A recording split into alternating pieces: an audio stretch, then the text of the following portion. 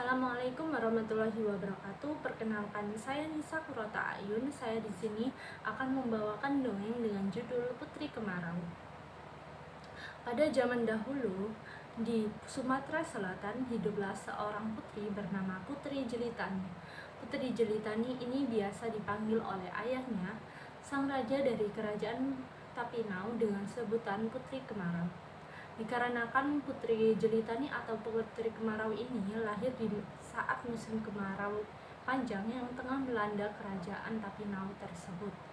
Namun sayangnya ibunda dari Putri Jelitani atau Putri Kemarau ini telah meninggal dunia, dan Putri Jelitani atau Putri Kemarau ini hidup berdua saja bersama ayahnya, yaitu raja dari kerajaan Tapinau. Hal ini bermula di suatu pasar. Di pagi hari terdapat sepasang suami istri tengah bersiap-siap untuk berjualan makanan khas daerah tersebut. Makin hari harga tepung makin mahal. Masa kita hanya untung 1.000 sampai 2.000 saja? Sabar sayangku.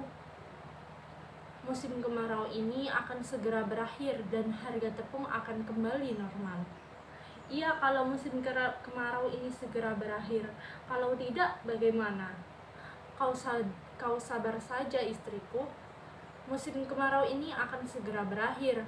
Sang raja pun pasti sedang mencari jalan keluar untuk masalah ini. Baiklah, aku akan pulang. Kau jaga kedai ini sendirian saja ya. Kau ingin menyuruhku menjaga kedai ini sendirian. Apa kau tidak ingat terakhir kali aku menjaga kedai ini sendirian? Kedai ini kan hampir terbakar olehku. Baiklah, aku akan tetap di sini. Lalu dua orang pengembara dari negeri seberang mendatangi kedai tersebut.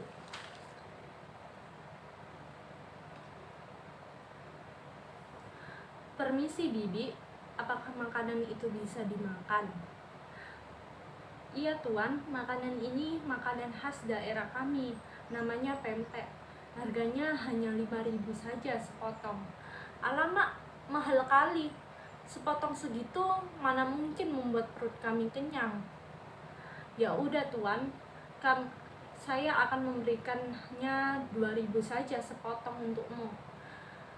Ngomong-ngomong bibi, apakah bibi bisa memberikan kami secara cuma-cuma? Kami ini pengembara dari negeri seberang.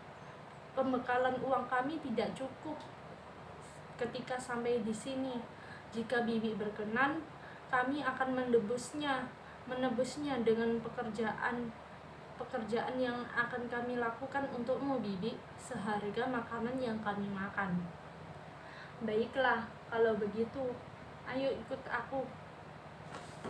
Lalu datanglah segerombolan pemuda-pemudi untuk membeli makanan tersebut. Permisi bibi, kami ingin membelinya seperti biasa. Baiklah. Lalu tiba-tiba pemuda-pemudi tersebut membicarakan sesuatu. Apakah kau tidak dengar? Akhir-akhir ini kerajaan sedang dilanda musibah loh. Musibah apa? Itu loh, katanya musim kemarau tahun ini akan menjadi musim kemarau sepanjang di sejarah loh. Perkataan itu berasal dari Badukun Wiro. Kamu jangan suka percaya dengan dukun. Sekarang kan banyak dukun yang jadi-jadian. Benar juga sih. Lalu tak lama kemudian pengembara tersebut mendatangi pemuda-pemudi itu. Permisi nona-nona, apakah kau tahu di mana kerajaan Tapinau? Tuan, kami tahu. Apakah tuan ingin kami mengantar tuan? Jika nona berkenan, maka saya mau. Baiklah, mari, kami akan mengantar tuan. Lalu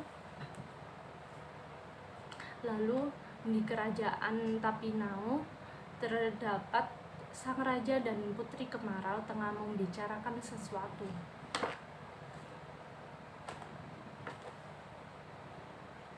Permisi ayah, kemarau ingin membicarakan sesuatu kepada ayah. Silakan putriku, kau ingin membicarakan apa? Apa ayah yakin ingin menikahkan kemarau dengan Pangeran Bima dari negeri seberang? Tenang saja putriku, jika kau menikah dengan Pangeran Bima dari negeri seberang, maka kerajaan kita akan aman karena terbantu oleh kerajaan mereka, dan kau akan tetap aman bersama mereka. Baiklah ayah, jika keputusan itu sudah tepat untuk kemarau, maka kemarau akan menerimanya. Lalu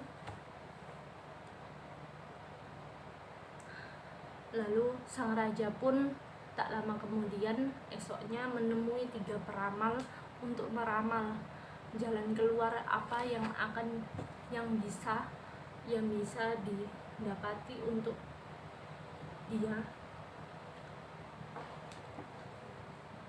Hei peramal, apakah kau tidak bisa meramal bagaimana cara untuk mengeluarkan masalah kemarau panjang ini? Baiklah yang mulia, baiklah baginda raja, kami akan mencobanya. Namun ketiga peramal itu pun tidak bisa untuk mencari jalan keluar. Mereka sudah bersusah payah tetapi tidak bisa menemukan jalan keluar tersebut. Akhirnya seorang pengawal dari raja kerajaan Tapinau itu pun memberikan saran, jika di desa terpencil jauh dari kerajaan Tapinau terdapat peramal sakti yang bisa mencari jalan keluar dari musim kemarau panjang ini. Dan tak lama berpikir, raja pun segera menghampiri peramal sakti tersebut jauh-jauh ke desa terpencil tersebut. Namun sebelum itu sang raja menemui putrinya untuk menitipkan kerajaan Tapinau. Putriku, ayah ingin pergi ke desa terpencil untuk menemui sang peramal sakti. Jika kau berkenan, apakah kau mau untuk menjaga kerajaan ini sebentar selama ayah pergi ke sana? Baiklah ayah, kemarau akan menjaga kerajaan ini selama ayah berpergian. Baiklah putriku, jikalau Pangeran Bima dari negeri seberang sudah sampai sebelum ayah kembali, maka sambutlah dia dengan baik. Baiklah ayah, semoga selamat sampai tujuan. Baiklah putriku. Lalu sang raja pun menuju ke desa terpencil tersebut untuk menemui peramal sakti tersebut. Tak lama kemudian 2 pengembara asing datang ke kerajaan Tapinau dan mencari raja. Namun sang raja sudah berpergian sebelum itu. Akhirnya putri kemarau atau putri jelitani menghampiri mereka berdua.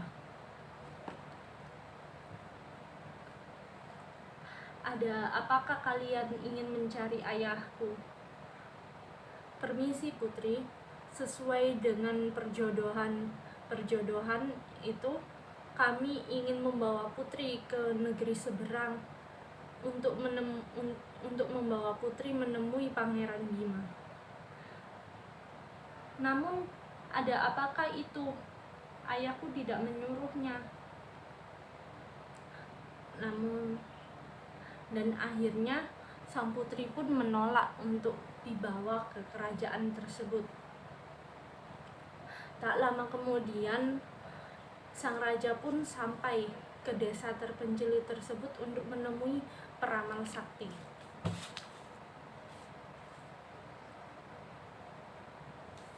Ada apakah baginda datang kemari? Peramal, aku ingin mencari jalan keluar untuk masalah yang menyerang negeriku. Baiklah, Baginda Raja. Dan akhirnya pun peramal telah meramalkan bahwa jalan keluar itu akan muncul melalui mimpi Putri Kemarau. Dan sang raja pun segera pulang ke kerajaannya kembali untuk menemui sang putri Kemarau atau Putri Jelitani tersebut.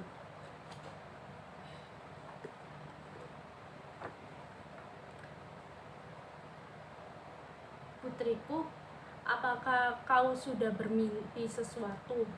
Kata peramal itu, jalan keluarnya akan muncul di mimpimu. Maaf ayah, Jelitani belum bermimpi apapun tentang hal tersebut. Baiklah putriku. Malam pun tiba. Sang Putri Kemarau tengah bermimpi bertemu dengan ibunya. Di dalam mimpi tersebut, ibunya berkata bahwa salah satu gadis harus dikorbankan ke hutan terlarang untuk dijadikan tumbal oleh monster yang ada di dalam hutan terlarang tersebut.